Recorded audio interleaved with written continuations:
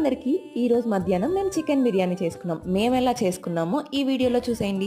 First chicken బాగా wash చేసుకొని దాంతో కొంచెం ఉప్పు, కారం, పసుపు, ధనియాల పొడి, గరం మసాలా, లెమన్ అండ్ పెరుగు బాగా వేసేసి మిక్స్ చేసేసి 1 అవర్ వరకు మ్యారినేట్ చేసి పెట్టండి.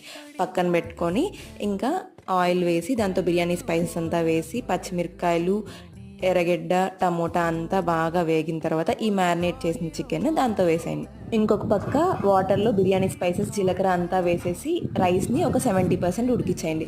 దాని తర్వాత కిందంతా చికెన్ వేసేసి లేయర్స్గా రైస్ని వేసి దాంతో కొంచెం గీ అండ్ పుదీనా యాడ్ చేసేయండి.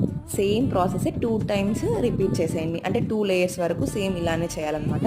మేమైతే కలర్ కోసం ఎలాంటి ఫుడ్ కలర్ యూజ్ చేయలేదు. ఇన్ కేస్ మీకు కలర్ కావాలి అనుకుంటే కొంచెం ఫుడ్ కలర్ వాటర్లో యాడ్ చేసి దాని మీద అట్లా గీలాగా వేసేయండి అనమాట. కలర్ కూడా చాలా బాగా వస్తుంది. ఫైనల్గా టేస్టీ చికెన్ బిర్యానీ రెడీ.